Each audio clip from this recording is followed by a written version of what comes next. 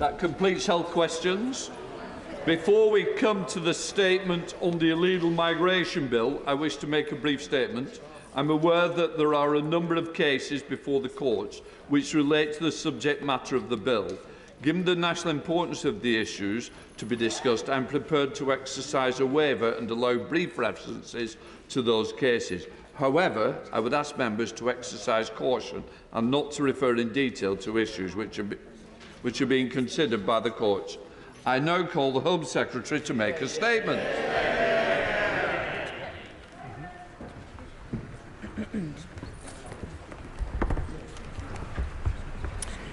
With permission, Mr. Speaker, I would like to make a statement about the government's illegal migration bill. 2 months ago, the Prime Minister made a promise to the British people. He said that anyone entering this country illegally will be detained and swiftly removed. No half measures. The illegal migration bill will fulfil that promise. It will allow us to stop the boats that are bringing tens of thousands to our shores in flagrant breach of both our laws and the will of the British people. Now, the United Kingdom must always support the world's most vulnerable. Since 2015, we've given sanctuary to nearly 500,000 people. These include 150,000 people from Hong Kong, 160,000 people from Ukraine, 25,000 Afghans fleeing the Taliban. Indeed, my own parents, Mr. Speaker, decades ago found security and opportunity in this country, something for which my family is eternally grateful. Crucially, these are decisions supported by the British people, precisely because they were decisions made by the British people and their elected representatives, not by the people smugglers and other criminals breaking into Britain on a daily basis. For a government not to respond to waves of illegal migrants breaching our borders would be to betray the will of the people we were elected to serve. Now, the small boats problem is part of a larger global migration crisis. In the coming years, developed countries will face unprecedented levels, with pressures from ever greater numbers of people leaving the developing world for places like the United Kingdom. Unless we act today, the problem will be worse tomorrow, and the problem is already unsustainable. Mr. Speaker, people are dying in the Channel. The volume of illegal arrivals has overwhelmed our asylum system. The backlog has ballooned to over 160,000. The asylum system now costs the British taxpayer £3 billion a year. Since 2018, some 85,000 people illegally entered the United Kingdom by small boat, 45,000 of them in 2022 alone. All travelled through multiple safe countries in which they could and should have claimed asylum. Many came from safe countries like Albania. Almost all passed through France. The vast majority, 74% in 2021, were adult males under the age of 40, rich enough to pay criminal gangs thousands of pounds for passage. Upon arrival, most are accommodated in hotels across the country, costing the British taxpayer around £6 million a day. The risk remains that these individuals just disappear, and when we try to remove them, they turn our generous asylum laws against us to prevent removal. The need for reform is obvious and is urgent. This government has not sat on its hands, Mr. Speaker. Since this Prime Minister took office, recognising the necessity of joint solutions with France, we've signed a new deal providing more technology and embedding British officers with French patrols. And I hope Friday's Anglo-French summit will further deepen that cooperation. We've created a new small boats operational command with over 700 new staff. We've doubled NCA funding to tackle the smuggling gangs. We've increased enforcement raids by 50%. We've signed a deal with Albania, which has already enabled the return of hundreds of illegal arrivals. And we're procuring accommodation, including on military land, to end the farce of accommodating migrants in hotels. But let's be honest, it's still not enough. In the face of today's global migration crisis, yesterday's laws are simply not fit for purpose. So to anyone proposing de facto open borders through unlimited safe and legal routes as the alternative, let's be honest, there are 100 million people around the world who could qualify for protection under our current laws. Let's be clear, they are coming here. We've seen a 500% increase in small boats crossings in 2 years. And this, Mr. Speaker, is the crucial point of this bill. They will not stop coming here until the world knows that if you enter Britain illegally, you will be detained and swiftly removed. Removed back to your country if it's safe, or to a safe country, a safe third country like Rwanda. And that is precisely what this bill will do. That is how we will stop the boats. Mr. Speaker, this bill enables detention of illegal arrivals without bail or judicial review within the first 28 days of detention until they can be removed. It puts a duty on the Home Secretary to remove illegal entrants and will radically narrow the number of challenges and appeals that can suspend removal. Only those under 18, medically unfit to fly, or at a real risk of serious and irreversible harm, an exceedingly high bar in the country we are removing them to, will be able to delay their removal. Any other claims will be heard remotely after removal. And when our Modern Slavery Act passed, the impact assessment envisaged 3,500 referrals a year. Last year, 17,000 referrals took on average 543 days to consider. Modern slavery laws are being abused to block removals. That's why we granted more than 50% of asylum requests from citizens of a safe European country and NATO ally, Albania. That's why this bill disqualifies illegal entrants from using modern slavery rules to prevent removal. Mr. Speaker, I won't address the bill's full legal complexities today. Some of the nation's finest legal minds have been and continue to be involved in its development. But I must say this. Rule 39 and the process that enabled the Strasbourg court to block at the last minute flights to Rwanda after our courts had refused injunctions was deeply flawed. Our ability to control our borders cannot be held back by an opaque process conducted late at night with no chance to make our case or even appeal decisions. That's why we've initiated discussions in Strasbourg to ensure their blocking orders meet a basic natural justice standard, one that prevents abuse of Rule 39s to thwart removal. And it's why the bill will set out the conditions for the UK's future compliance for such orders. Other countries share our dilemma and will understand the justice of our position. Our approach is robust and novel, which is why we can't make a definitive statement of compatibility under Section 19(1)(b) of the Human Rights Act. Of course, the UK will always seek to uphold international law, and I am confident that this bill is compatible with international obligations. And when we stop the boats, Mr. Speaker, the bill will introduce an annual cap to be determined by Parliament on the number of refugees the UK will settle via safe and legal routes.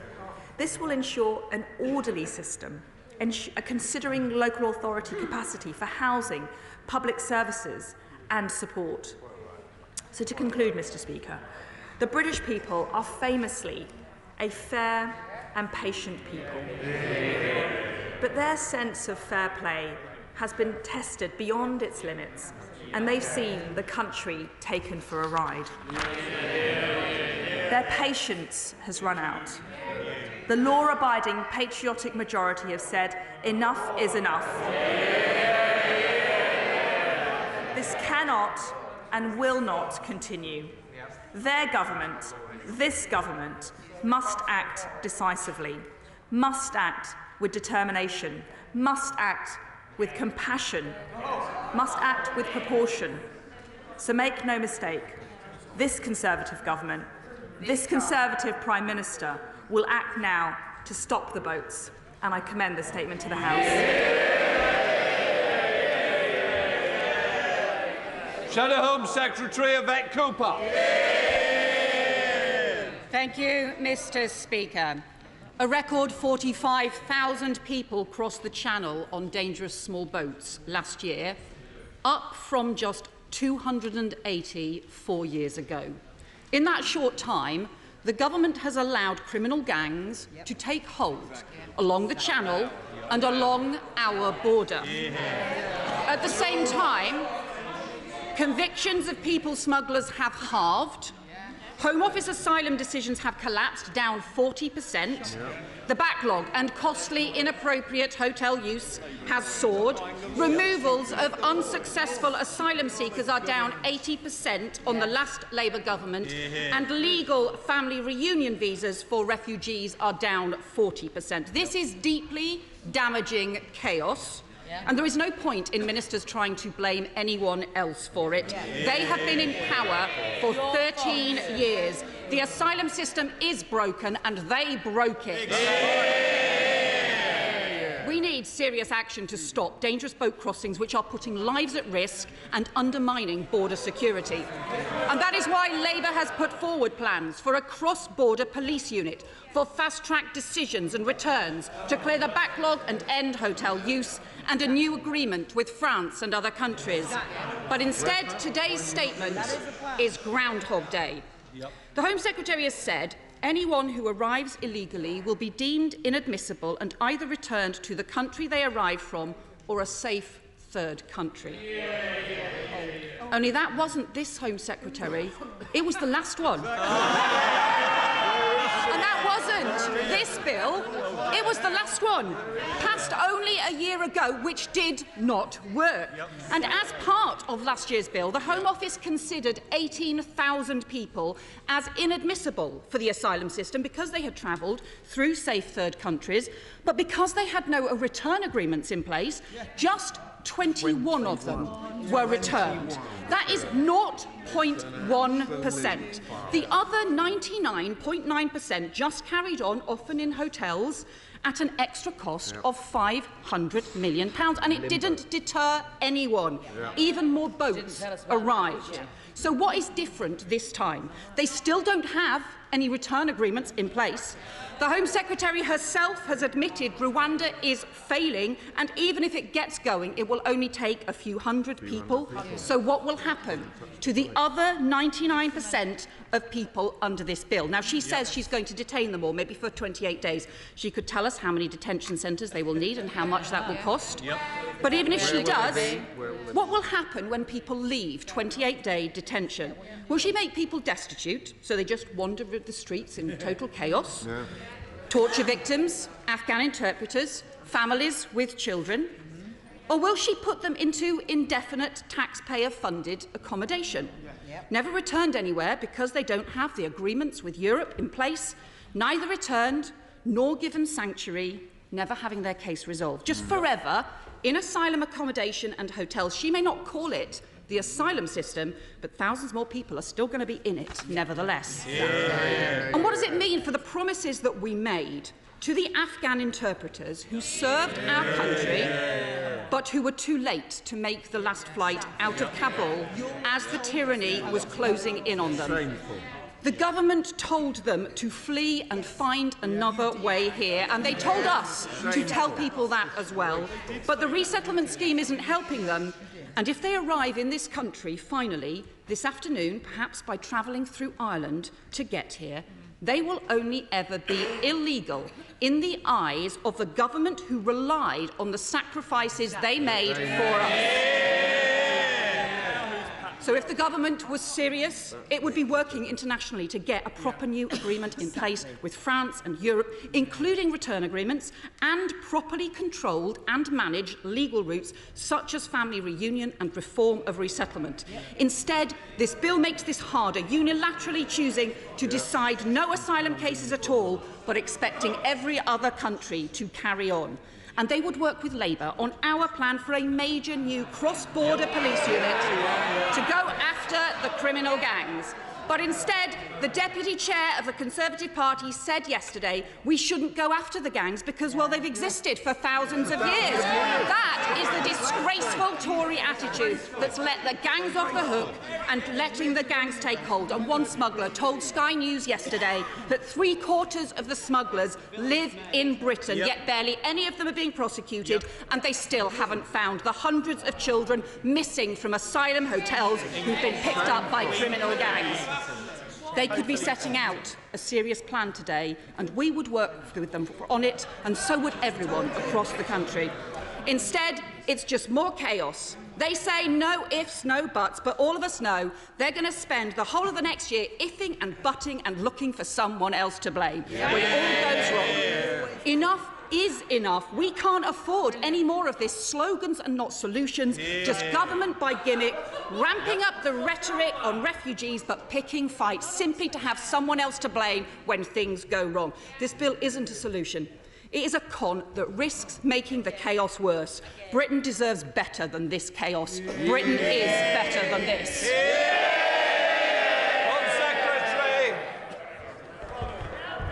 Mr. Speaker, I thank the Right Honourable Lady for her remarks, but forgive me, after 5 minutes of hysteria, histrionics and criticism, I'm still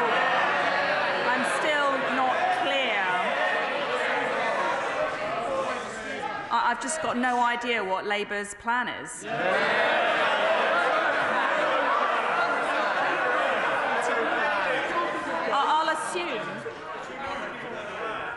I'll assume the Shadow Home Secretary is still committed to scrapping our Rwanda partnership, as she said last year.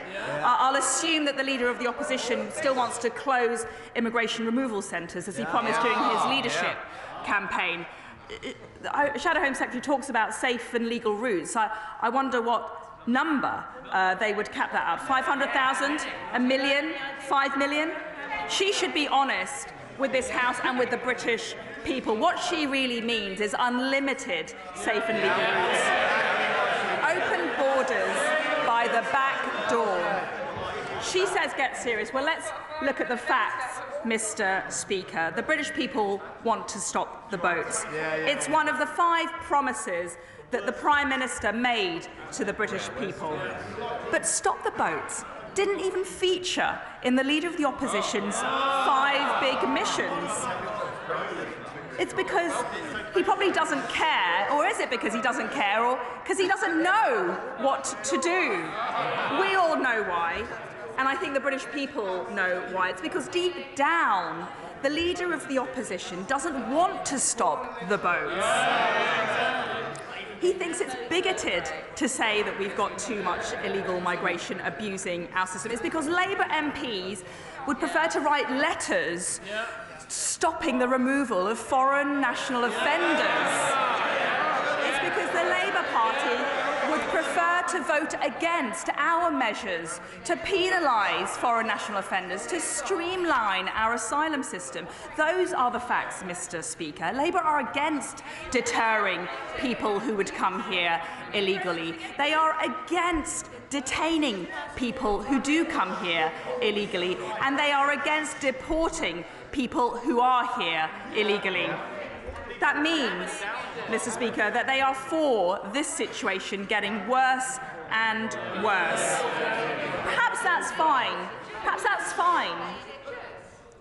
Perhaps that's fine for the Leader of the Opposition and most of the Labour front bench, but it's not their schools, it's not their GPs, it's not for their public services, housing and hotels filling up with illegal migrants. Perhaps that's why, even before seeing this bill and engaging on the substance, Labour has already said that it wouldn't support its passage through Parliament. Is the Leader of the Opposition committing that the Labour Lords will block it? The British people want to stop the boats. The Conservative government has a plan to stop the boats. This Prime Minister will stop the boats. And if the people want closed minds and open borders, then they can rely on Labour. Tim Walton. Thank you, Mr. Speaker. Never have I heard such fabricated rage against genuine attempts to come up with practical solutions for this problem from a party opposite that has consistently been a policy vacuum on any practical solutions at all. So I support this bill, and particularly the provisions for sustainable, safe and legal routes for genuine asylum seekers. Can I specifically ask the Home Secretary on the Rwanda scheme? When the Home Affairs Select Committee visited Calais recently, we were told that when the Rwanda scheme was announced, there was a big upsurge in migrants in France approaching the authorities, asking about staying in France because there was a deterrent factor. It hasn't happened because the Rwanda scheme has not got off the ground. So when she sees her counterparts in France on Friday, can we suggest that the French might like to join us in a joint Rwanda-type scheme because they face the same problems? And can they do more? Now, we do have safe and legal routes to stop people getting in the boats, arrest them, and stop this illegal trade at source on their side of the channel. Secretary. My right honourable friend is absolutely correct. Deterrence is the key theme running through these measures. We want to send the message loudly and clearly to those people smugglers, to those people thinking about crossing the channel. Do not do it. Do not hand over your life savings. Do not get into that flimsy dinghy. Do not risk your life, because you will not be entitled to a life in the UK.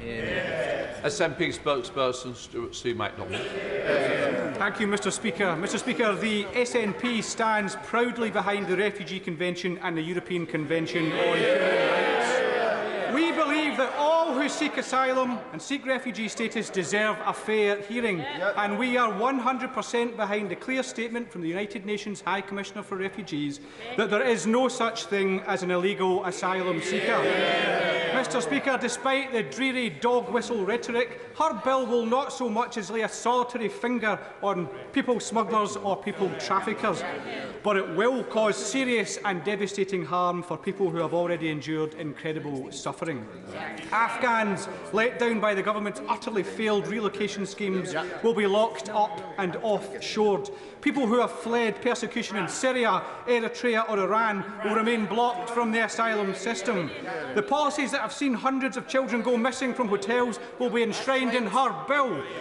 The world-leading modern slavery legislation piloted through by her predecessor is about to be ripped to pieces without a single shred of justification. Mr. Speaker, that is what her appalling bill looks set to deliver, and that is why we will oppose it every step of the way. Mr. Speaker, if every country followed her example, the whole system of refugee protection around the world would fall to pieces. But it's not just the system of refugee protection around the world that's going to be trashed by this bill, but the UK's reputation as a place of sanctuary. Mr. Speaker, she spoke about an overwhelmed asylum system. The only thing that has overwhelmed the asylum system is the Conservative Party's incompetence and mismanagement. Ugly, likely to be counterproductive and of doubtful legality. That's how one of her own ministerial colleagues described the Rwanda plan, and that also beautifully encapsulates what's in her bill. So, Mr. Speaker, two questions for the Home Secretary. What happens then if an Afghan arrival cannot be removed to Afghanistan, France, Rwanda or anywhere else? Will he or she eventually be admitted to the asylum system, and if so, after how long? And finally, Mr. Speaker, when the Prime Minister meets with President Macron, will he be telling the President that the UK is prepared to leave the European Convention on Human Rights? Home Secretary. Mr. Speaker, a lot of passion, a lot of fury and a lot of fire. I would only wish that the Scottish Government would bring so much passion to their approach to accommodating asylum seekers when it's Scotland who currently takes one of the lowest numbers of asylum seekers out of our United Kingdom. Our measures set out a comprehensive and coherent plan combining fairness and compassion. Lee Anderson. Thank you, Mr. Speaker. Now then, when asked by a reporter if foreign rapists and murderers should be deported to the country where they came from, the lawyer of the opposition replied, "It depends." Well, I say get rid. So does the Home Secretary. Can she confirm that this bill will indeed get rid of foreign rapists and murderers? Home Secretary. Well, he's right to point out the shameless position that the Labour Party has adopted, frankly. We have passed measures to make it easier to remove foreign national rapists, drug dealers, murderers.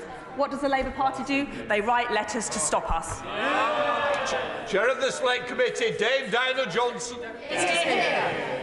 In the Home Affairs Select Committee report, which was published last summer on Channel Crossings, we found that small boats had not overwhelmed the asylum system, as the Home Secretary is claiming today. The backlog has been allowed to grow since 2013 and is now over 160,000. And we said poor resourcing by successive governments of staff and technology in the asylum operations function of the Home Office has been a significant factor in its collapse. In our report, we also found that the government should deal with the backlog, expand safe and legal routes, and negotiate a returns policy with the EU. So can the Home Secretary tell the House what progress has been made on expanding safe and legal routes and progress on a returns policy with the EU? Home Secretary. Well, I think it's clear for everyone to see that our asylum system has been overwhelmed by unprecedented numbers of people arriving here and very high numbers being processed currently.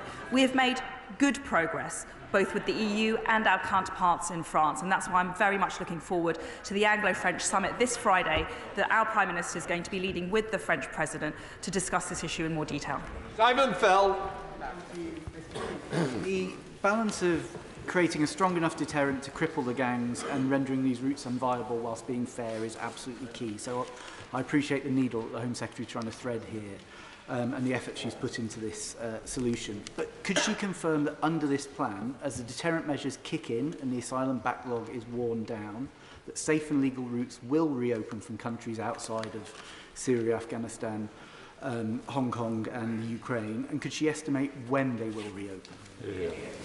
Home Secretary. We do have several schemes which are open to people from all nationalities to come here via safe and legal routes. We will, thanks to this bill, be having a more comprehensive discussion, a decision endorsed by Parliament, and one which has more legitimacy in how we go forward on allowing safe and legal routes furthermore into this country.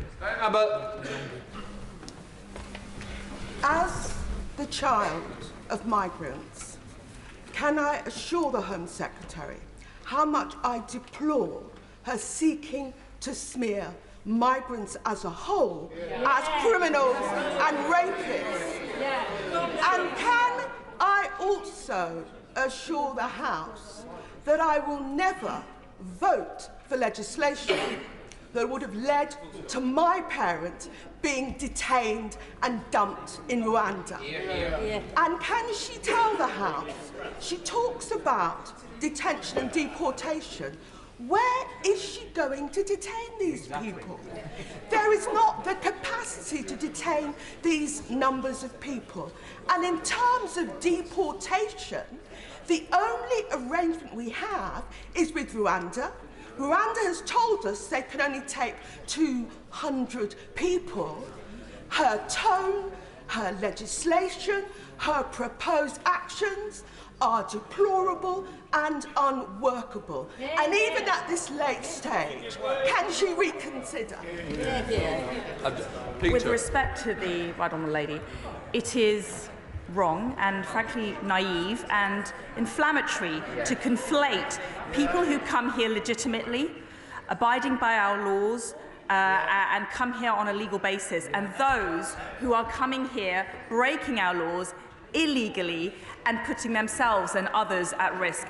I urge her to choose her words carefully. Amanda Billing. Thank you, Mr. Speaker.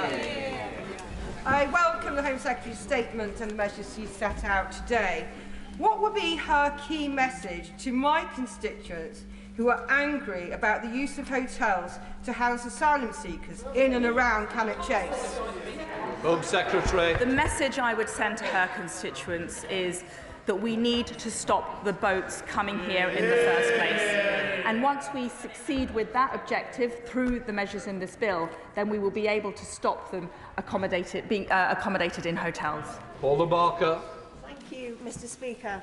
The Rwandan government has said that they are only able to take 200 people. So can the Home Secretary tell this House what will happen to the 44,800 others that are waiting in the system? Can she also tell this House if she believes the £120 million that has gone to Rwanda is value for money? And also, will she also confirm that an additional approximately £12,000 per refugee for process costs will also be added to the Rwanda bill? Well, I'm incredibly proud of what the Conservative government achieved in securing the agreement, the groundbreaking, world-beating agreement with our friends and allies in Rwanda. And I put on record my thanks to my right honourable friend, the member for Witham, for leading that work. Our scheme with Rwanda has been upheld by the High Court just at the end of last year. That's a big step forward in our litigation, and we look forward to working with our friends in Rwanda to delivering it. Sir Edward Lee. Although it's been all over the press this morning, West Lindsey District Council has not still been informed officially that the Home Office is planning to place migrants in RAF Scampton, former RAF Scampton. We have just announced yesterday, after 2 years of work, a £300 million scheme to have the best ever handover of an MOD base, the home of the Dam Busters, business, tourism, heritage. Will the Home Secretary assure me that if she overrides our objections and places migrants here, that she will work closely with me and the Council to ensure this is strictly temporary and that in no way does this upset the best deal that has ever come to North Lincolnshire? Home Secretary. Well, my right honourable friend, the Immigration Minister, is working intensively to secure bespoke and appropriate and, importantly, sustainable asylum accommodation around a range of locations within the United Kingdom. And we are working with local authorities and members of Parliament. We want to make the right decision for communities, and that's why all dialogue is welcome. Wendy Chamberlain. Thank you, Mr. Speaker. Torpiki Amrakil, an Afghan journalist and former announcer on Radio Afghanistan and the UN radio station UNAMA, drowned in Italian waters on the way to Europe last weekend. Given the brutality of the Taliban regime and the precarious security situation in neighbouring third countries, it is shocking that there is no specific safe route for Afghan women and girls at risk. We have failed the people of Afghanistan at every stage, and the UK is an outlier in this regard. So what steps is the Home Secretary taking to create a specific safe route, or at least ensure existing promises are being kept? Home Secretary. Unspeakable tragedy is occurring on the Channel and through all maritime routes around the world because of the global migration crisis. That is why it is absolutely essential that the UK takes a robust approach, but a compassionate approach. This is at core a humanitarian package of measures which sends the message to people: do not come here illegally. Sir Ian Duncan-Smith. Mr. Speaker, can I welcome my right honourable friend's statement? Once we strip away the rhetoric, of course, the key to all of this is how do we save lives that are people that are dying in the Channel trying to get across, abused by the traffickers. So I listened very carefully to my right honourable friend's statement, understand all the other features, although we may have a debate about the numbers that she quotes in terms of the modern-day slavery problems. But notwithstanding that, I just wish, could my right honourable friend expand a little bit on the issue that stopped the migrants being taken to Rwanda last time, which was the intervention of the Court of Human Rights. I didn't really hear anything in this statement to suggest that anything has changed on that matter. Home Secretary. Well, he's right to identify the difficulties that we had in effecting flights to Rwanda last year in the summer. And as I mentioned, the Strasbourg court issued what's called a Rule 39 order, pursuant to an opaque process at the last minute without UK representation or right of challenge. We'll be introducing some detail in the bill to address that scenario and inject some conditions upon which we will deliver the measures in Rule 39. Limbra. I'm grateful, Mr. Speaker. Empty slogans, chaos and broken promises is all we've heard from the Home Secretary today. Return of failed asylum seekers has collapsed by 80% since Labour left office in 2010. Isn't that an extraordinary level of incompetence by this government? Mr. Speaker, what I find irresponsible and frankly incompetent is the Labour Party voting against our measures to remove foreign national offenders, to streamline our asylum system and to take a firm line on illegal migration. Durham Hendry. Mr. Speaker, I broadly welcome the announcement today and measures being put in place to prevent dangerous crossings taking place across the Channel. But can the Home Secretary tell me how precisely it will affect those migrants living in hotels near my inland Midlands constituency of Broxtowe and move them to more appropriate accommodation, as she mentions, maybe in military land? Our 10-point plan announced in December deals with the issue of asylum accommodation. It's unacceptable that there are over 40,000 people being accommodated in hotels all over the country at a cost of £6 million a day. Therefore, my right honourable friend, the Immigration Minister, is working intensively with other departments, with local authorities all over the country to identify and procure sustainable and appropriate asylum accommodation. Joanna Chorry. Thank you, Mr. Speaker. The Home Secretary has often said that she would be quite happy if the United Kingdom left the European Convention on Human Rights. And when the Justice Secretary gave evidence to the Joint Committee on Human Rights last year, he said that the government weren't ruling out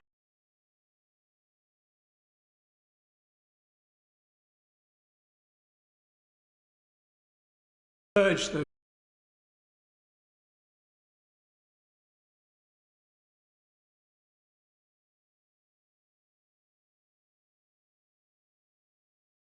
They just want employment. They want to be able to contribute. They want a job. They want to contribute to our society and our economy.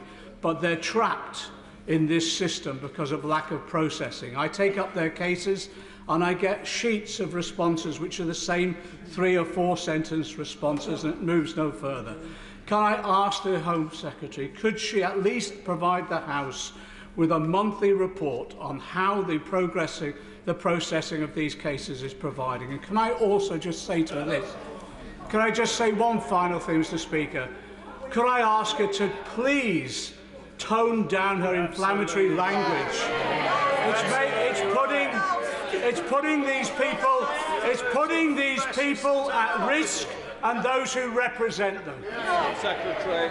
Well, we are making good progress on bearing down on the legacy backlog within our asylum system. We've increased the number of decision makers, we've streamlined the decision-making process, and we're increasing productivity. And we will continue to bear down on that because that is a big factor in the hotel accommodation. Kevin Foster.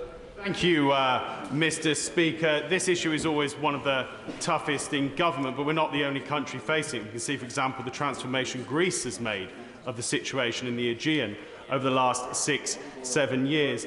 Now, whilst the bill will change many of the legal aspects of this, ultimately it's about how we can actually practically make this work.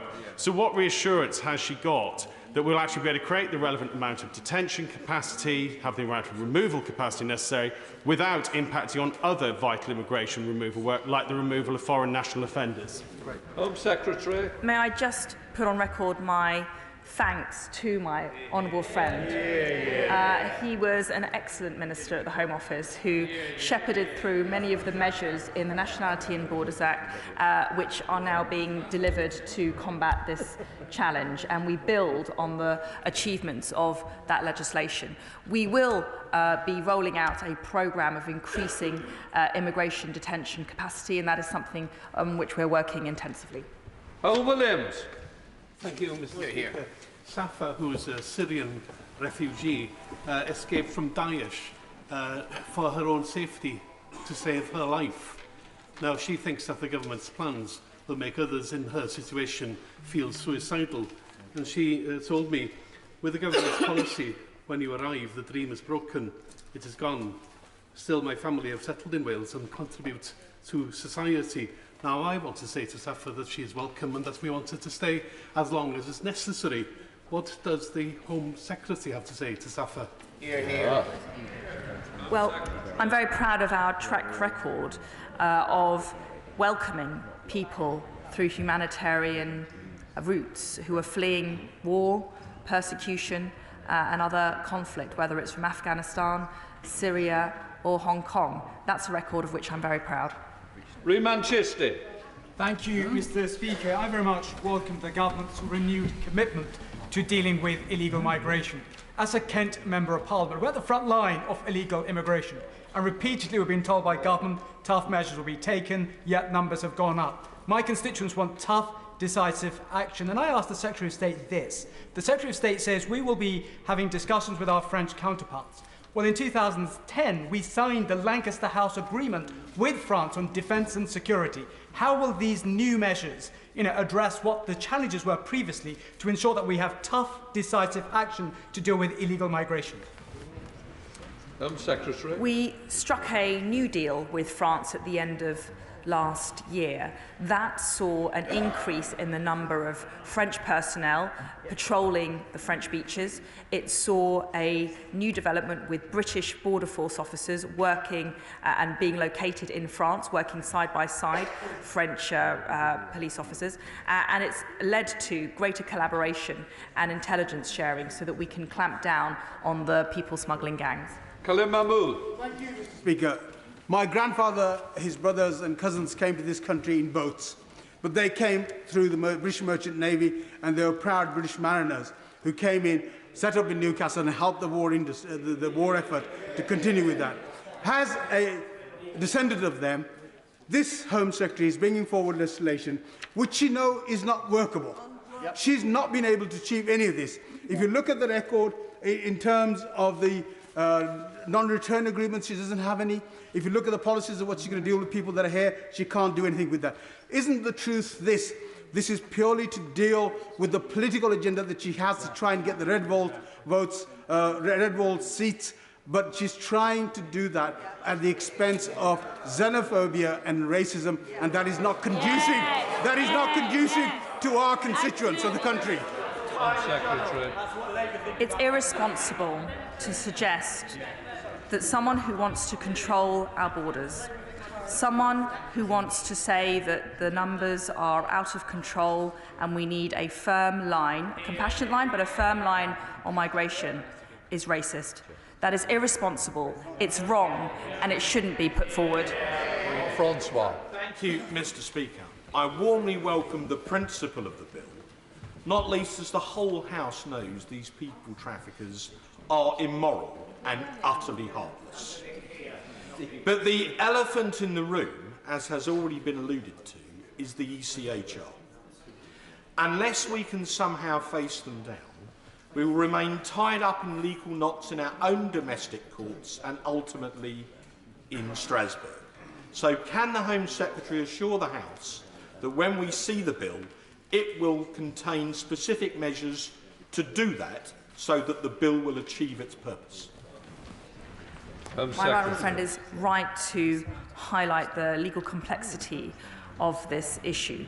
There will be measures relating to Rule 39 orders, and I refer him to disapplication of Section 3 of the Human Rights Act, and that sends a message to the judiciary about how Parliament intends for this bill, this Act of Parliament subsequently, to be interpreted in the courts. Stella Creasy. Thank you, Mr. Speaker. My constituent risked his life working for the British forces in Afghanistan. He and his family were invited to the Baron Hotel, but because of an explosion, they couldn't make it, and his family now live in fear in the region. We've been told because he is a British citizen, his children are not eligible for the Arab scheme. Whether it is splitting up families like this, Russian war protesters, Iranian democracy protesters, or the Afghan judges that we have heard about, this government is failing to provide any safe or legal route. Isn't it that that's pushing these people into the boats and into the arms of the smugglers? Secretary. The Honourable Lady is wrong.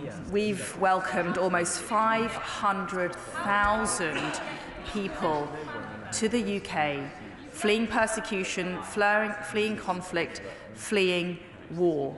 Afghanistan, Syria, Hong Kong, Ukraine. She should acknowledge that a great achievement that this country has secured. Richard Drax. Thank you, Mr. Speaker. Can I concur with my right honourable friend for East Worthing and Shoreham, who proved that deterrence works? Of course deterrence works. Hear, hear. Does my right, and I commend my honourable friend and the Prime Minister for tackling this difficult issue. Does she agree with me that particularly when it comes to economic migrants, that there's plenty of room for the wealthy West to do more in their countries to prevent them from coming here in the first place?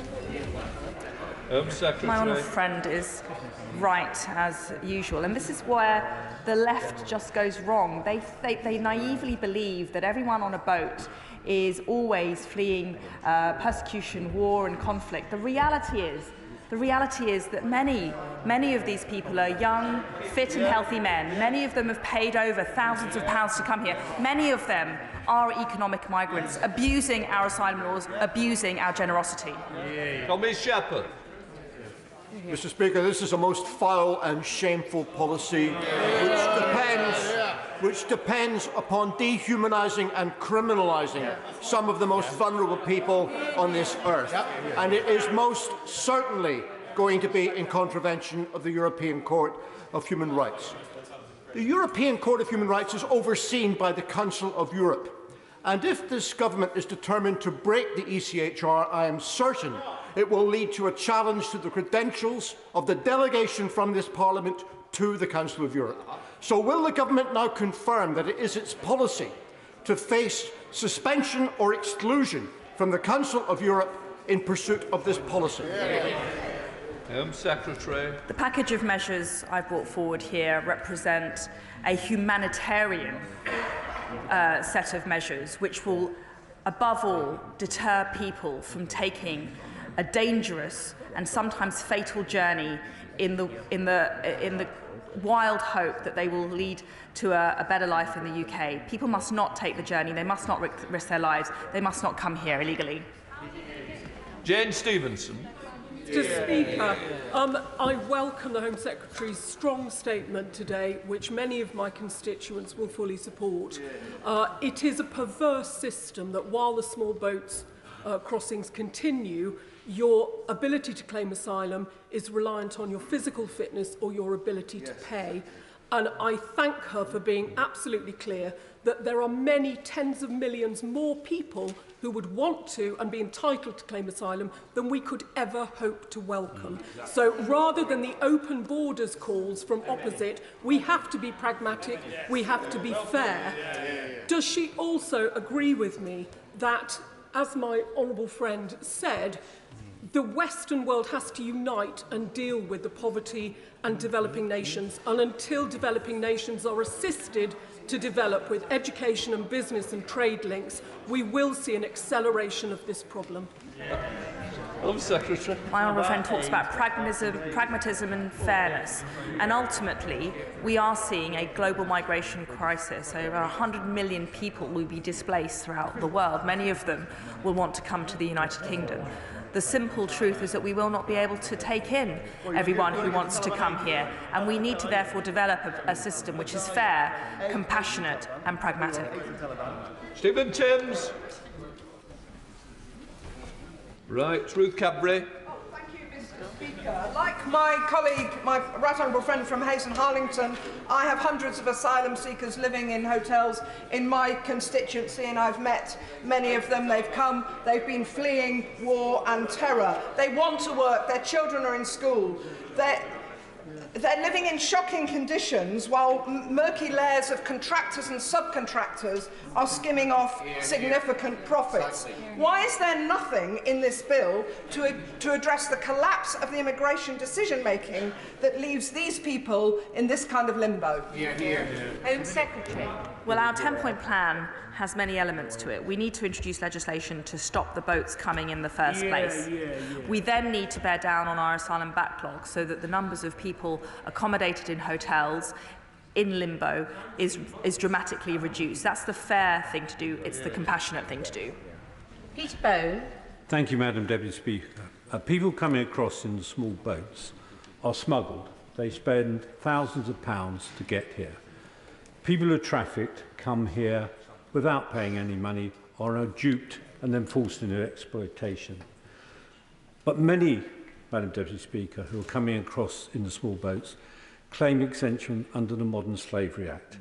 Has the Home Secretary taken that into account? Because I'm very emphatic on this. It's damaging the genuine victims of human trafficking, this abuse. Home Secretary. He's absolutely right. It used to take 100 days for us to consider a claim for modern slavery. It's now taking over 500 days. It's because there has been a massive influx of people claiming to be victims of modern slavery. And what that's doing is it's impeding our ability to help the genuine victims of modern slavery, which can't be good for anyone. Caroline Lucas. Thank you, Madam Deputy Speaker. Does the Home Secretary recognise that it is positively Orwellian, as well as morally repugnant, to seek to ban people from claiming asylum unless they use safe and legal routes, when those routes barely exist, and when they do exist, they don't function? One of the very few legal routes is the ACRS Pathway 3 from Afghanistan, and it is a total shambles. As of January this year, according to the House of Commons Library, not one person, not one, has actually arrived in the UK under that pathway. So instead of this shameful, divisive, dog whistle legislation, will she urgently open and make work safe and legal routes as the only way to stop the small boats? Home Secretary. Her faux outrage is commendable, Madam Deputy Speaker, but the reality is just not borne out by the facts. We've accepted nearly 500,000 people through safe and legal routes for humanitarian reasons. That's a track record of which I'm very proud. I wish she would be too. Simon Clark. Thank you, Madam Deputy Speaker. We've heard a great deal, I'm afraid, from the other side of the House today, setting out precisely what they think of my constituents, who believe that we need to control illegal immigration, and that the issue of small boats in the Channel is the top priority that needs to be brought under control, precisely because it will demonstrate that the government is listening to their priorities and making sure that this country is able to control our borders. That being the case, we all hope this legislation will succeed. But will my right honourable friend promise that if it is frustrated by the European Convention on Human Rights, that we will commit to leave it? Because leave it we must, if in the end this legislation is installed. Home Secretary. Well, as we saw last year, the Strasbourg Court issuing its Rule 39 order pursuant to an opaque process and one which the UK wasn't represented was deeply regrettable. And therefore we are addressing that particular issue in this bill to avoid that scenario playing out again. But in our view, this bill complies with our international obligations and we must take these measures now promptly. Dame Neil Griffith. Thank you very much indeed, Madam Deputy Speaker. Well, the Home Secretary has just said that when she stopped the boats, the bill will introduce an annual cap on the number of refugees the UK will resettle via safe and legal routes. Well, this is really putting the cart before the horse. The Home Secretary knows perfectly well that the legal routes are barely there and are failing. So will she now consider immediately piloting more and better safe and legal routes from those countries like Afghanistan, where people's lives are constantly in danger? Home Secretary. Forgive me, but that question just displays the Labour Party's naivety and lack of realism. It is not right to say that everyone coming here is coming here for asylum, genuine asylum or humanitarian reasons. That's why we need to take a measured approach, a compassionate approach, a pragmatic approach. Dr. Caroline Johnson. My constituents are very concerned about the number of boats coming across the Channel, and they and I will welcome this government's measures to resolve the problem. But the Rwanda scheme remains unacted. It's mired in court action, and some constituents are wondering why the democratic will of Parliament that they've elected is taking so long to bring forward. How will my right honourable friend ensure that the bill that she's announced today does not face the same fate? Home Secretary. Well, the Rwanda partnership has been tested rigorously in the High Court, and that's why I welcomed the judgment of senior judges who upheld the partnership as being lawful and as being compliant with human rights laws and the Refugee Convention. It's a big step forward in terms of vindicating the decision and the partnership that we struck with our friends in Rwanda, and we will await the outcome of further litigation. Dan Jarvis. Thank you, Madam Deputy Speaker. Between October and December of last year, 1 in 3 people making the journey had come from Afghanistan. Now, the government say that Afghans should use safe and legal routes to get here, but by their own figures, only 1 Afghan was relocated in the month of December through the ARAP scheme. Government's own figures. Those left behind, of course, include those who sacrificed everything in support of the UK's mission in Afghanistan, many of whom have already been brutally murdered by the Taliban, and many more undoubtedly will be killed. So can the Home Secretary say that she will honour the commitments that have been previously made to those who served alongside us in Afghanistan? And if she will honour those commitments, how is she going to ensure that they receive safe passage? As I've mentioned quite a few times now, but it bears repetition, we've been proud to welcome 20,000 people from Afghanistan fleeing the troubles. They're fleeing the Taliban. We've also got a family reunification scheme to enable family members to join their family here. That's a record of which we should be proud, and I really encourage the honourable gentleman to support it. Best in Europe. Andrew Bridgen. Thank you, Madam Deputy Speaker. Can the Home Secretary reconfirm that this bill will stop illegal entry being a route to our asylum system? And what effect does my right honourable friend think this will have on the numbers of people willing to pay evil people traffickers to cross that channel? Home Secretary. Deterrence is a core aim of these measures. We need to send the message that if you come here illegally on a boat paying a people smuggler, you will not have an entitlement to life in the UK. And that's why I urge everybody here to get behind this bill. Hannah. Madam Deputy Speaker, like many who are genuinely interested in supporting people and solving these problems, I have concerns about this approach in both principle and practice. The issues in communities that this government uses as a straw man are in fact as a result of a decade of systematic underfunding and neglect in health and in housing and in education. Instead of scapegoating the vulnerable, encouraging conspiracy and aggression, when will the Home Secretary get a grip on the chaos within her department, whose processing rates have collapsed along with conviction rates of people smugglers? When will she start solving and stop scapegoating? Far from scapegoating the vulnerable, this is about protecting the vulnerable. This is about empowering our authorities to properly support genuine victims of modern slavery. This is about enabling a swifter resolution of genuine asylum claims. This is about enabling greater, safer and legal routes. This is not scapegoating, this is about protection. Phil Wiggin. Thank you.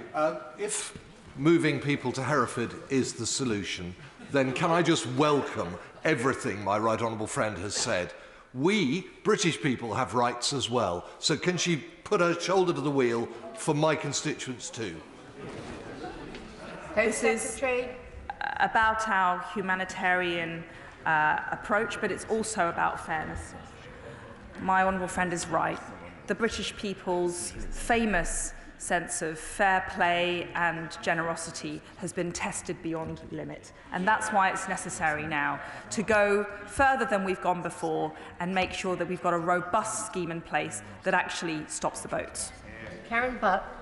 Mr. Speaker, the Home Secretary must have been shocked to discover that she and her party have been in charge of the Home Office for the last 13 years, during which time the backlog of asylum claims has done nothing but mushroom.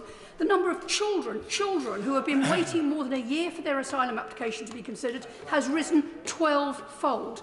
Rapid decision-making is part of the effective deterrence that she claims to want. Why was this allowed to happen? When will she get a grip? And why does passing the same piece of legislation yet again make a difference?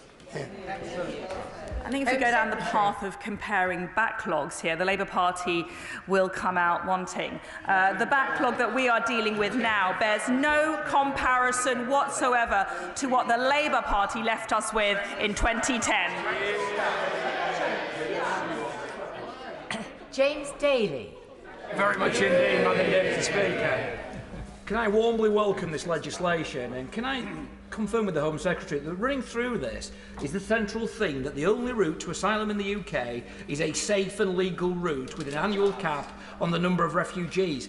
And the annual cap is the crucial point. This is democratic accountability. Yeah. Migration must be based upon the capacity and capability of the country to house and to support people. We cannot just have open borders as pontificated by the other side. So could I ask my right honourable friend, when will we be voting on the migration cap? And can I welcome this statement? It is exactly what my voters want, and well done to the Home Secretary. My honourable friend speaks a lot of sense. The British people did not vote for 40,000 people to arrive here on small boats.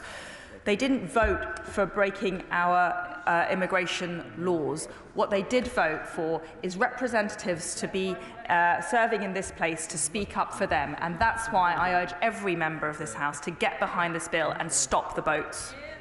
Murray Cowan. Thank you, Madam Deputy Speaker. According to the last statistics quoted by the Home Secretary, last year 17,000 referrals took on average 543 days to consider. Amongst those were with asylum seekers sticking in a hotel in my constituency. I have engaged them along with my MSP colleagues on an ongoing basis since they arrived. The Home Office have not. They have not talked to these guys, they have not stopped the process. Would you consider expanding the shortage occupation list to allow them to work, because these young men want to contribute to society in which they've been welcomed? Home Secretary. Well, we have, aside from humanitarian routes into this country, we also have an extensive points-based system that we developed post-Brexit, and thanks to our freedom on migration. We've issued a record number of work and study visas in the last year alone, and people who want to come here for legitimate reasons should go through our points-based system. Damien Collins. My constituents on the South Kent coast have seen with their own eyes the rapid increase of small boat crossings in the last few years. My right honourable friend agreed with me.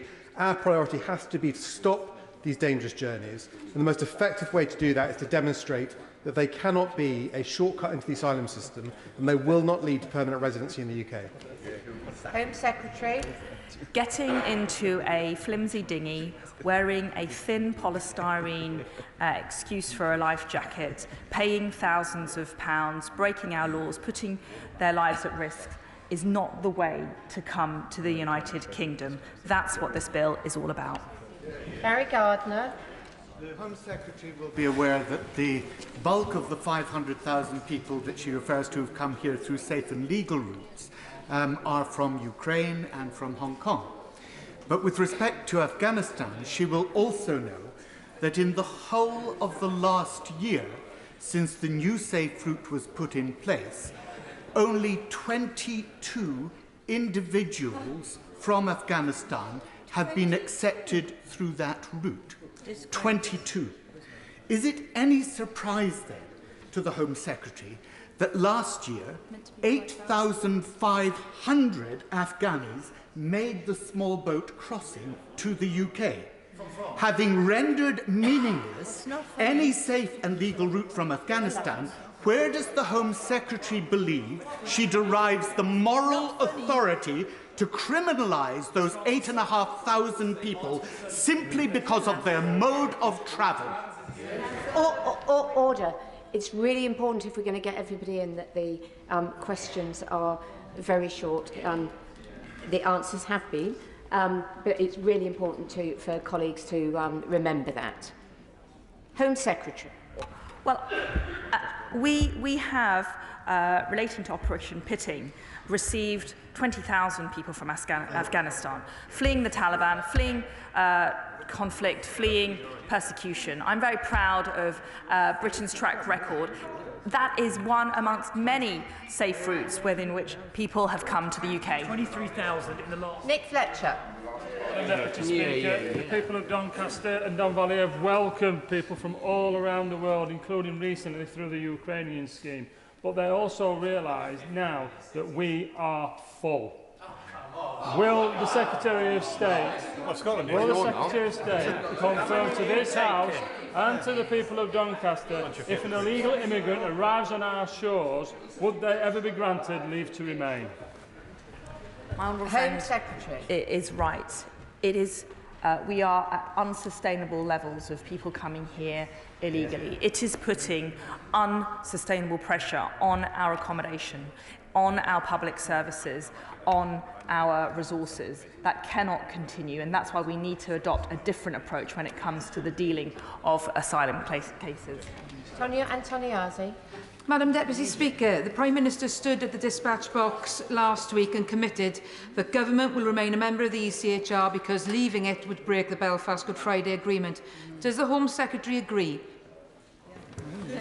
We are very clear that the measures in this bill comply with our international law obligations, and we're very pleased to keep proceeding with it. I encourage the Honourable Lady to back it. Stephen Metcalfe. Thank you, Madam Speaker. I hope the whole House will welcome and support my right honourable friend's proposals, because my constituents have rightly been frustrated by our inability thus far to tackle illegal migration and control our borders. This is not about demonising genuine refugees or turning our back on those in need, but stopping illegal activity and ensuring that our long tradition of offering safe haven to those truly persecuted is not undermined by those who abuse our hospitality and break our laws. Home Secretary. My honourable friend is absolutely right. Once we make progress on stopping illegal migration, it will enable us to better support those genuine victims of, for asylum, those genuine victims of modern slavery or human trafficking. That's what this country is about, and I'm very proud of that. Chris Stevens. Thank you, Madam Deputy Speaker. The Government is now going to be announcing its 6th immigration bill since I arrived in this House in 2015, which tells you everything you need to know about the failures of this government and immigration policy. But I want to ask about the content of the bill. Will the Home Secretary tell the House that she will not seek to revisit ouster clauses to prevent judicial review and be mindful of the 2019 Supreme Court ruling that the presence of such clauses does not prevent a judicial review challenge based on an error of law? Home Secretary. On closer inspection of the bill, I hope he will see what we have put forward, and that is that we will dramatically reduce the avenues and options for legal challenge, which are often used to thwart removal. It's important that we do that within the law to ensure that our operations can actually be delivered effectively. David Jones. Madam Deputy Speaker, I congratulate my right honourable friend on the introduction of this legislation. She's made clear that she intends to secure that the only route to asylum in the UK will be a safe and legal route with an annual cap on the number of refugees. That is the correct and humane approach. And does she agree with me that those who advocate another approach are doing no favours either to the migrants or indeed to their own constituents? Home Secretary. My right honourable friend is absolutely right. Safe and legal routes, capped, legitimised through a decision by Parliament, is the right way to support people seeking refuge in this country, not by perpetuating an evil trade in people smuggling. Andy Slaughter. Thank you very much, Madam Speaker. Afghan refugee children who were just about to take their GCSEs in schools in my constituency have been forced to move 200 miles from the hotel they spent the last 18 months in to other hotels. No school places have been arranged for them where they are going, and the Home Office initially denied that they'd moved at all. Is that the level of competence that the Home Secretary is happy with? Will she look at those cases and look at her whole policy on immigration, which is just failing? Well, when we introduced Home measures Secretary. to streamline our asylum process and to hasten decision-making, the Labour Party voted against them. So seriously, he cannot complain now when there are challenges with accommodating people because they are waiting for an asylum decision and they are being housed in hotels. Holly Mumby-Croft. You, Madam Deputy Speaker. My constituents in Scunthorpe are rightly proud of this country's historic record of providing sanctuary for those in need. But they are deeply unhappy to see the numbers of small boats crossing and the economic migrants. And they're deeply distressed to see men, women and children losing their lives in the Channel at the hands of people traffickers. Will she do all she can to ensure these plans going forward strike the right balance, ending these illegal and dangerous crossings, but also ensuring we can provide sanctuary to those who arrive here legally? Secretary.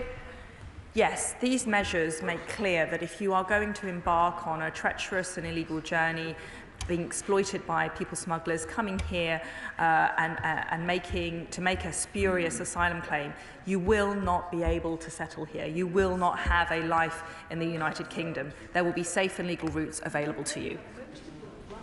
Zara Sultana. Thank you, Madam Deputy Speaker. It's the oldest trick in the book. When poverty is rising and the rich are getting richer, when wages are falling and people are struggling, the powerful say that the problem isn't greedy bosses or government cuts. The problem, they say, is migrants and refugees. That's what's happening when the Home Secretary whips up fear about an invasion on the South Coast and announces this pledge to cut up our commitment to the UN Refugee Convention, demonising people who come here by boat while refusing to create new safe legal routes for refugees. So how many refugees will the Home Secretary lock up before she accepts that we need a compassionate approach, not this callous and cruel policy?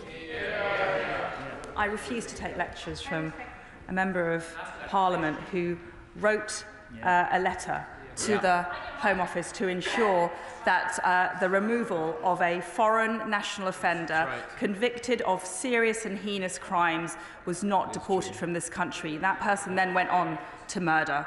A shameful stain on the Labour Party.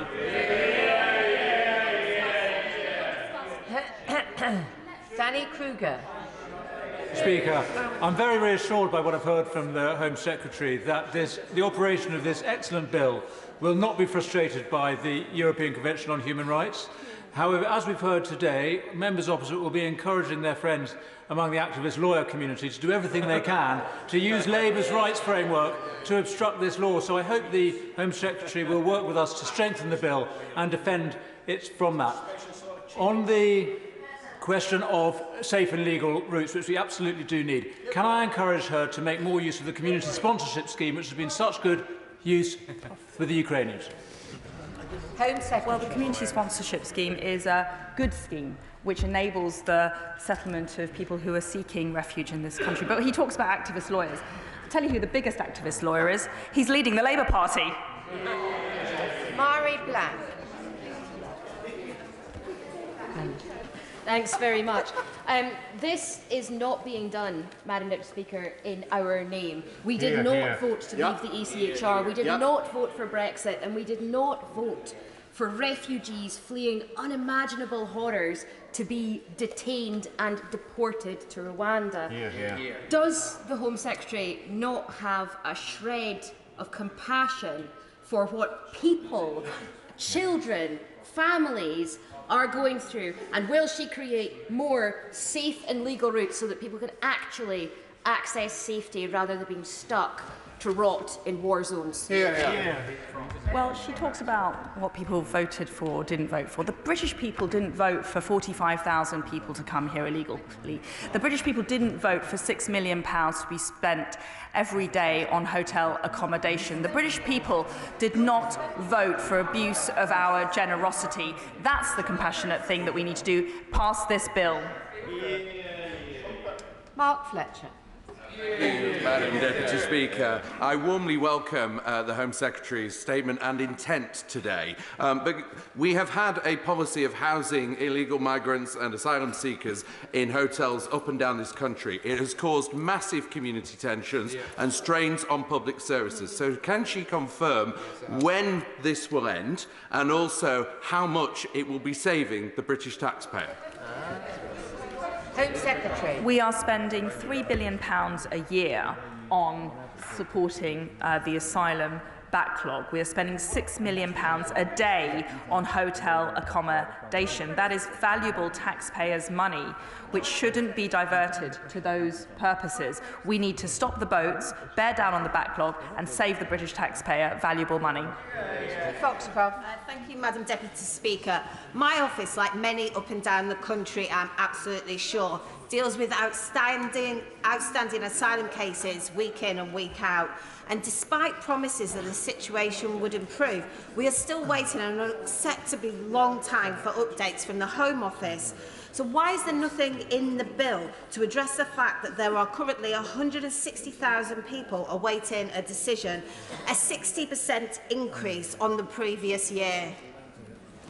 Home Secretary. We are making good progress on bearing down on the asylum backlog. We've increased the number of decision makers, we've improved the levels of productivity, we've streamlined the guidance, and we're making sure that we are processing the claims individually on a case-by-case basis in a swifter way. That's how we're going to remove people from hotel accommodation and bear down on the costs.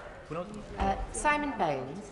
Thank you, Madam Deputy Speaker. I strongly support this illegal migration bill, which is a major step forward in stopping the small boats. Could my right honourable friend provide more details on how the bill will radically narrow the number of challenges and appeals that can suspend removal? Home Secretary. Well, we have made it clear that there will be a duty upon the Home Secretary to make arrangements for a removal, and that removal will only be suspended in the event that the claimant can establish that they face a serious risk of irreversible harm should they be removed. In all other instances, that person will be removed and they can make their claims from the safe country or the country to which they are removed. Rachel Maskell. Madam Deputy Speaker, York is England's only human rights city, and we have welcomed asylum seekers to our city. It's a privilege to provide safe haven to them. However, this legislation is a real affront to those values we take forward. But can she publish the legal advice around how her legislation is compatible not only with international law but also European Convention on Human Rights? Secretary. As a former Attorney General, I know this government abides by the Law Officers Convention, which means that neither the fact or the content of legal advice is disclosed. That would be a decision for the Attorney General. But we are very clear that our bill complies with international obligations, and we therefore urge everybody to support it. Luke Evans. Home Secretary, Prime Minister, thank you for listening to me, many people in Hinckley and Bosworth and across the country who want illegal immigration to stop and the boat crossings. Can she bring this legislation forward? Could she tell us practically how long she expects this to take? And more importantly, will we have the resources in things like the border forces to be able to implement this legislation? Secretary. Well, we are introducing the bill today. We hope the parliamentary authorities allow us to move swiftly with the progress of the bill. We want to start scrutinising and voting on the measures put forward as quickly as possible because we want to get it on the statute books and operationalised as soon as possible. It's an urgent challenge. We need to move quickly. Paulette Hamilton. Thank you, Mr. Deputy Speaker. I am the daughter of immigrants. My parents' generation faced injustice through the mistakes made by the Windrush scheme, which is taking years to unravel. Last year set a record high for small boat crossings with 46,000 arrivals. Mr. Deputy Speaker, why on earth should our constituents trust the Conservative government when under them small boat crossings are going up, they're not coming down? Great. I'm very glad the Honourable Lady mentioned Windrush because I'm very proud of our achievements to date to right the wrongs that were committed. Over £60 million has been offered or paid out to the claimants. We are resolving many of the outstanding cases, and I've engaged very closely with members of the steering group and Bishop Webley himself, and I'm very encouraged by the progress that we are making to resolve this issue. Richard Graham. Mr. Deputy Speaker, will the Home Secretary confirm that this bill will prevent illegal migrants, especially the some 80,000 from EU accession countries, from abusing our modern slavery laws to prevent return home? And on supporting the most vulnerable, will my right honourable friend confirm that she will create more legal migration routes alongside an annual quota, and encourage the Department of Work and Pensions to do more to provide the skills to refugees who have the right to work so that they can contribute to our country in the way that they want to? Well, one of the benefits of the measures in this bill will be an enhanced ability to support genuine asylum seekers and genuine victims of modern slavery and human trafficking. Our ability is severely impeded at the moment because of an overwhelming number in our system, many of which are illegitimate claims and spurious claims. They're clogging up our system, and therefore we're unable to properly support those who genuinely need it. Martin Doherty Hughes. Mr Deputy Speaker, when the people of Clydebank, Dumbarton and the Vale of Leven contact me, they wonder why create a new bill of dubious and moral legal standing when the Conservative and Unionist Party could just continue the long-game strategy of driving down public services into the ground, making Britain poorer than all of our northern European neighbours, and therefore decreasing the pull factors of migration. And finally, they wonder if the Home Secretary's incredible and, I think, absurd claim that 100 million people are ready to come to the UK, they want to ask the Home Secretary, or say to them, it's going to take a lot more than a bill copy and pasted from the policy exchange paper to make a difference. Hear, hear. Well, his so-called absurd claim is actually backed up by the United Nations. But what I would say more importantly is it's frankly naive to suggest that everybody coming here on a boat is a genuine asylum seeker fleeing for humanitarian reasons. The reality is that many of these people are economic migrants who are abusing our asylum system, and that's what this bill aims to stop. Gareth Bacon. Thank you, Mr Deputy Speaker. The Right Honourable Lady, the member for Normanton, Pontefract and Castleford, said that we need solutions, not slogans. So could my right honourable friend please tell me of a single proposal the right honourable lady has made that is anything more than an empty slogan? Will my right honourable friend agree with me that Labour don't have a plan, and they don't really want one either because they simply don't take this issue seriously? Yeah. My honourable friend's absolutely right. The Leader of the Opposition made a grand show of his 5 great missions to fix the country. Tellingly, he omitted stopping the boats. Either he doesn't care about illegal migration or he doesn't know what to do about it. Ruth Jones. Thank you, Mr Deputy Speaker. People in my constituency of Newport West were outraged by the fact that last year there were just 4 prosecutions for people smuggling a month, while 46,000 people crossed the Channel. So why is there nothing in this government's widely trailed plans to tackle these criminal gangs? Tackling the criminal gangs at the root of this problem is absolutely essential. That's why we've increased our funding to the NCA to ensure that there's better operationalising, better intelligence sharing, better cooperation with European partners. And that's why I'm very pleased that many criminal gangs have been shut down and 500 convictions have been secured. Matt Warman. The Ukraine and Afghanistan schemes clearly show the enormous compassion of the British people, but the reality is that the abuse of the system, and particularly the use of hotels for people seeking asylum, saps that compassion.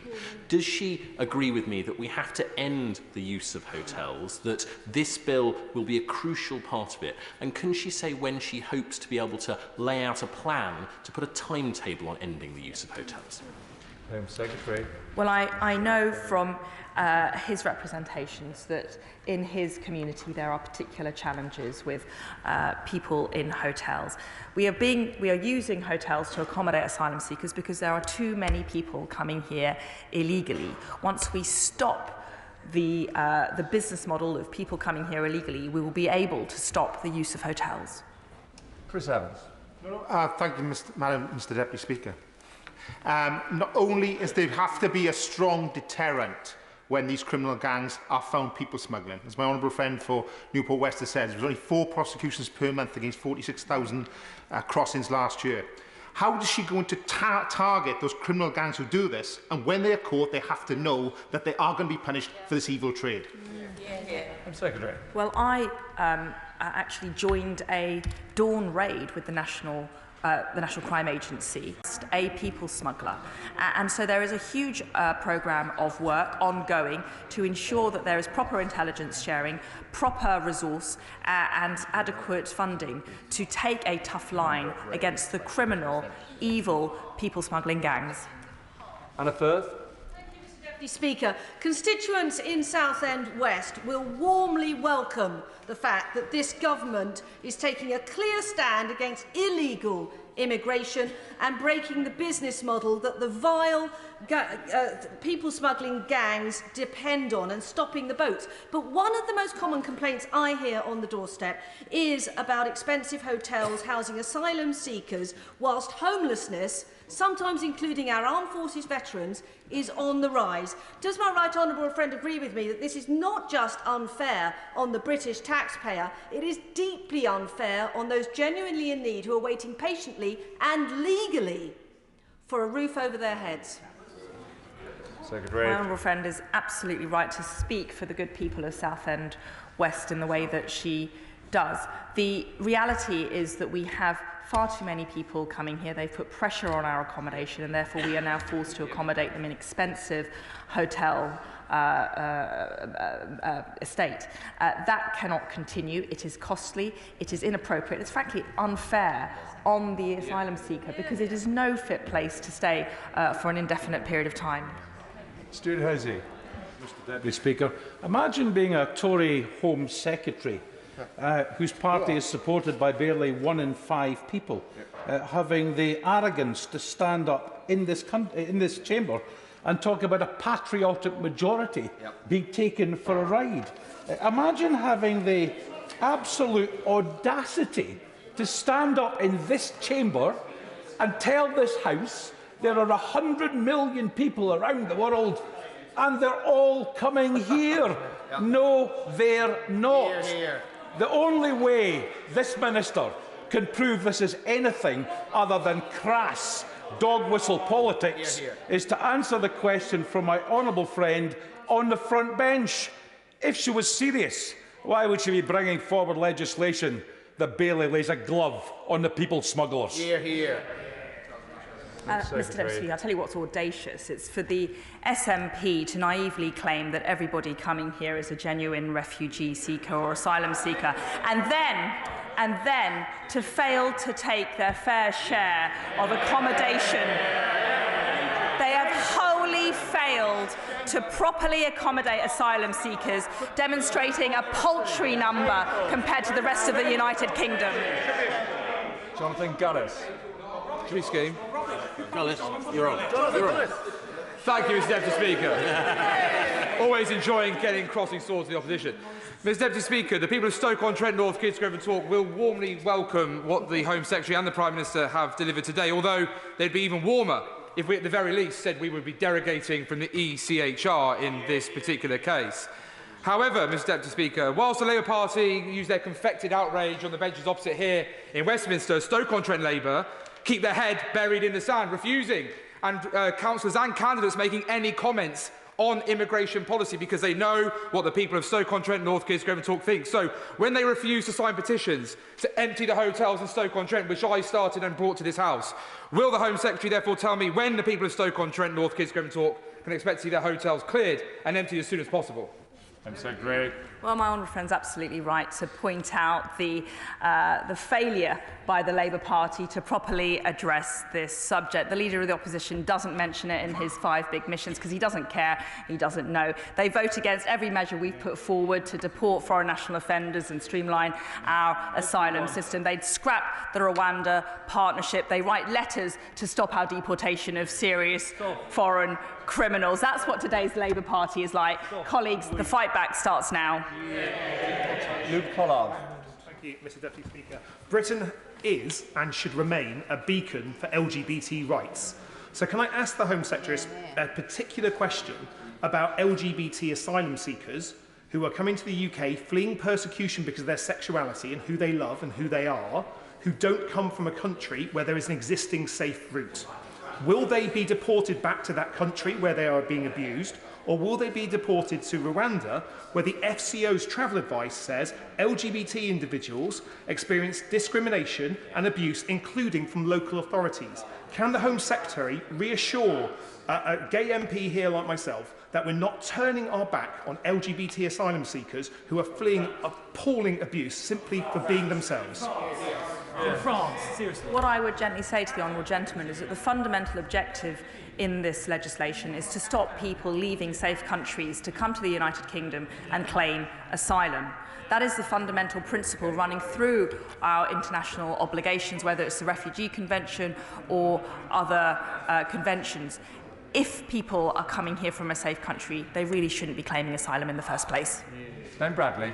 Thank you, Mr. Deputy Speaker. I was horrified to hear from benches opposite that they feel this is about xenophobia and racism, that it's about scapegoating up there, that it's about dog whistle politics. This is a simple matter of fairness. Fairness for my constituents who work hard and do the right thing, who see other people arrive here illegally and are able to access taxpayer-funded housing and support that they themselves struggle to access. Now, they've been frustrated by delays and by problems in implementing these measures to prevent this from happening. So can my right honourable friend give her absolute assurance that she's willing to do whatever is necessary to get these outcomes that my constituents deserve? His right, his constituents very much deserve fairness and pragmatism and compassion when it comes to controlling our borders. And it's not racist to say there's too much illegal migration. It's not racist to say we can't go on spending £6 million on hotel accommodation. It's not bigoted to say that people shouldn't be breaking the law to come here. It's fair, it's pragmatic, and it's compassionate. Okay. Thank you, Mr. Deputy Speaker. As somebody who represents an airport seat, I have a number of hotels currently in use in my constituency. But for 19 months, one hotel in particular, since the fall of Kabul, has been used by Afghans. Now, is that a competency issue that we can't process their claims, or is it a confidence issue? Because I think it's a confidence issue because the civil service have lost confidence in this administration to carry out any effective policies whatsoever. What I would encourage the honourable gentleman to do is to keep perspective of the global and indeed the European dimension to this problem. Other EU nations are grappling with unprecedented levels of illegal migration. Some countries are saying they are going to stop accommodating people and instead let them abscond willingly. Some countries are accommodating migrants in sports halls and inappropriate accommodation. This is a global challenge and we have to take measures to deal with it. Scott Benton. This Parliament and this nation must be sovereign when it comes to controlling our borders. It is completely unacceptable that a foreign court can seek to inhibit the wishes of the elected government of the day. And so whilst I strongly welcome the measures outlined by the Home Secretary, what assurances can she give to the House that these new measures and indeed our Rwandan policy can be implemented without interference from foreign judges? Secretary. Well, he's right to highlight concerns about the process to which we've been subject when it comes to Strasbourg, and that's why there is a clause in the bill relating to Rule 39, and we will be specifying the details in very close order about what we're going to propose. But in the meantime, I'm very much welcome the vindication by the High Court of our Rwanda partnership in December. We now proceed to the appeal court, and we wait to see what the courts and their justices decide. Fleur Anderson. Thank you, Mr. Deputy Speaker. Wandsworth is proud to have welcomed refugees for hundreds of years and to be a borough of sanctuary. This bill sounds like a charter for lawyers. This retread of failed policies relies on returns to third countries, and this was in last year's Nationality and Borders Bill, but 99% of people weren't actually returned because the government doesn't have return agreements. Will the Home Secretary give us a list now of those return agreements being negotiated right now and the deadline for reaching those new agreements, because we'll need to know before we vote on this bill? Secretary. Well, we have been in negotiations with several countries, and that's why I welcomed the agreement that the Prime Minister struck with Albania at the end of last year. Let me be clear.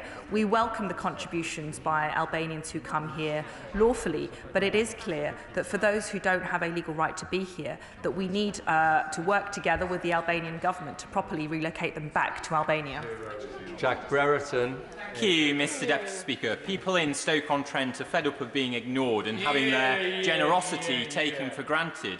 I fully support these measures being introduced today, and will my right honourable friend confirm that these actions will be taken swiftly and that we will see deportations of those here illegally as soon as possible? Secretary.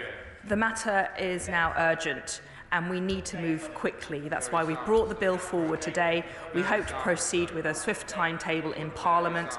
I urge all members of Parliament to support this bill, to scrutinise it effectively, but we want to get on, get the powers on the statute book and deliver them in material terms as soon as possible. It's Cunningham. Thank you very much, Mr Deputy Speaker.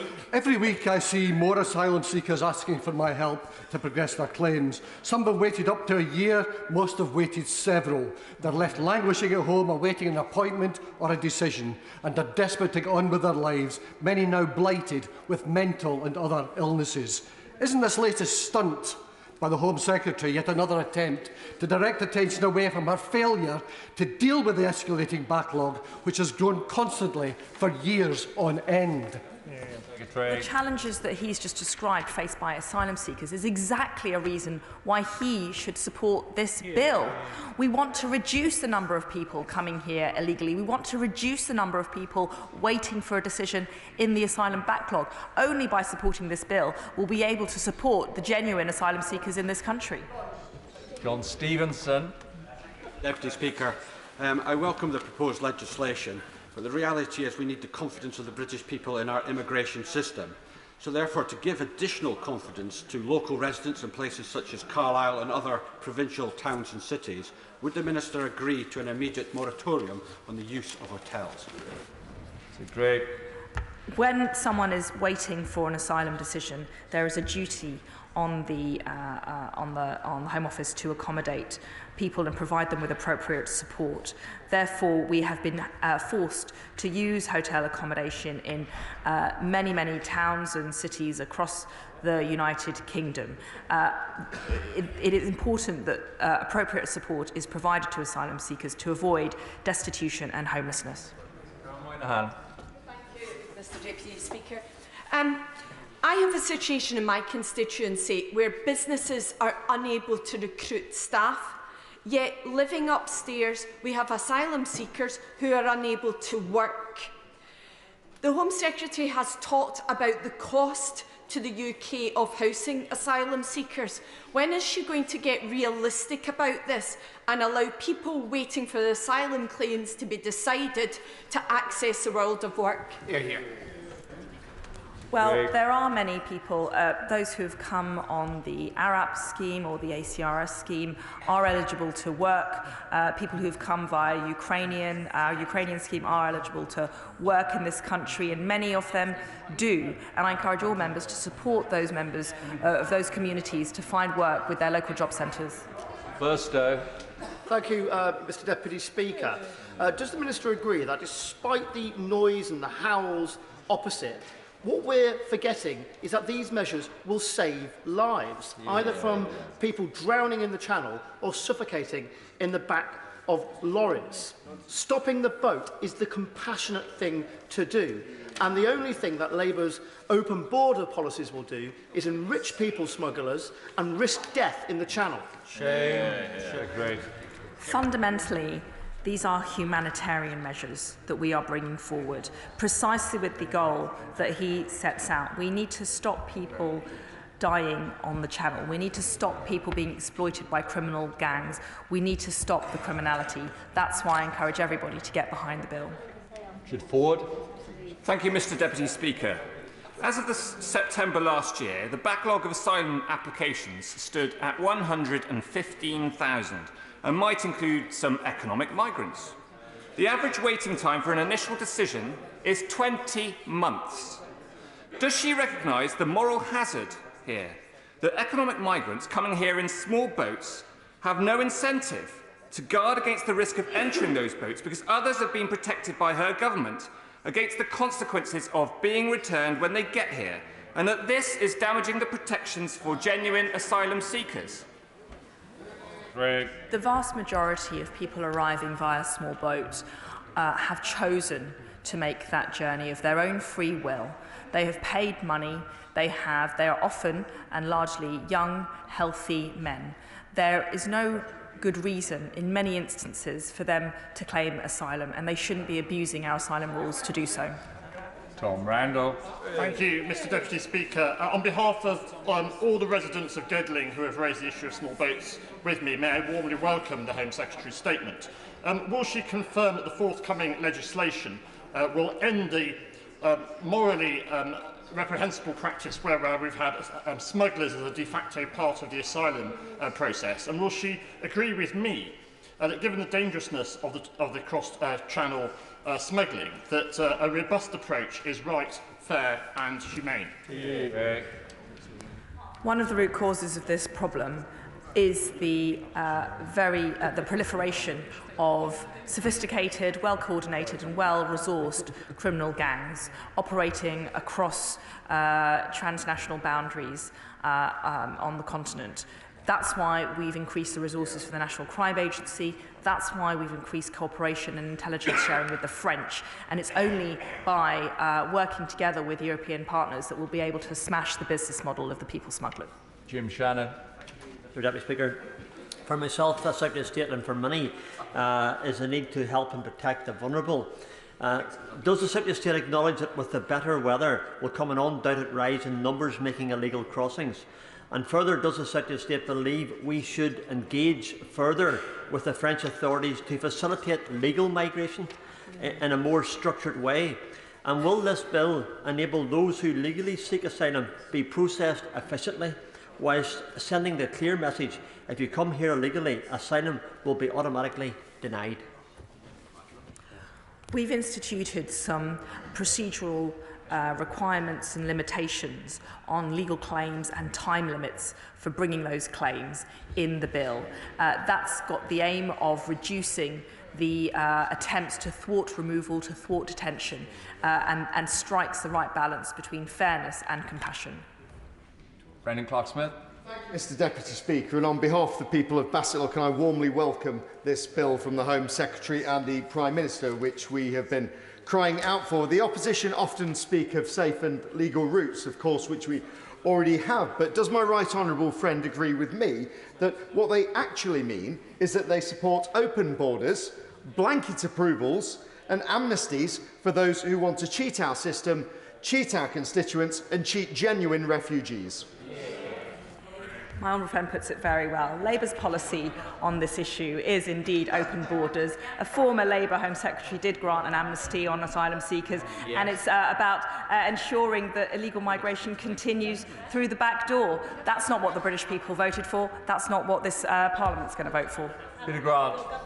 Thank you, Mr Speaker. It won't have escaped the Home Secretary's notice that despite what I've no doubt has been the best efforts of her government whips, they haven't found a single Member of Parliament from a Scottish constituency to have a single good word to say about this bill. The fact is that Scotland's MPs, Scotland's governments, Scotland's local authorities and Scotland's people speak as one, that our biggest complaint about the UK asylum system is that her government will not allow us to welcome as many refugees and asylum seekers as we want to. So can I make a suggestion to the Home Secretary? Will she agree, even on a temporary pilot basis, to allow the Scottish Government to take control of our asylum system? And we'll see whether the best way to deal with asylum seekers is to treat them like human beings or to treat them the way that she wants to treat them. Hear, hear.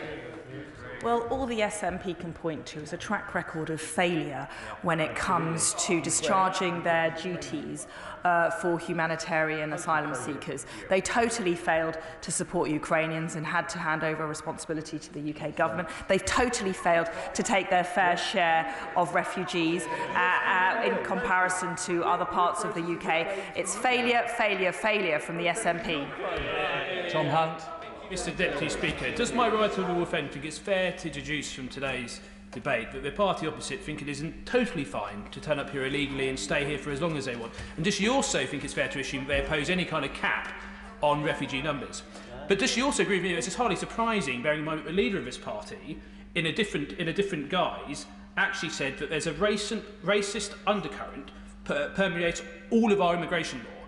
That, my right honourable friend, was the leader of the opposition and they're a human rights lawyer. Therefore, does my right honourable friend agree with me that party opposite just be honest about what they are, pro-open borders, anti any control to immigration, and completely out of step with the majority of people in this country, and they will be exposed? My honourable friend puts it very powerfully. That's what Labour's policy is. Uncontrolled immigration, open borders, an amnesty for asylum seekers, and total disregard for what the British people want. Patrick Grady. But how can you know if someone is a genuine asylum seeker or not unless they're allowed to make a claim and that claim is fairly and independently assessed? When was the last time she actually met with another human being who had come here on a small vote? Has she ever listened to their stories, what they've gone through, what their hopes for the future are? Or does she just look them in the eye and tell them they're not welcome here? Well, the reality is that we need to all work together now to find a pragmatic and compassionate and fair solution to this problem. That's why I've introduced the measures today, and that's why I encourage all members to support them. Jonathan Edwards. Mr Deputy Speaker, last week we saw with the revised Northern Ireland Protocol deal what progress can be made when we work collaboratively with our European partners. Rather than the sabre-rattling content of this statement, isn't it the reality that the most effective way to deal with the issue of small boats crossing the channels is to work in full collaboration with our European partners? And isn't it the case that the number of small boat crossings has increased substantially since Brexit? Hear, hear. Well, the reality is that we have developed much closer cooperation with our French partners on this very issue. That's why I'm pleased that we struck a good deal with them at the end of last year, and the Prime Minister is heading to Paris. I will be accompanying him later this week to work to talk further with our French partners on how to tackle this issue amongst many others.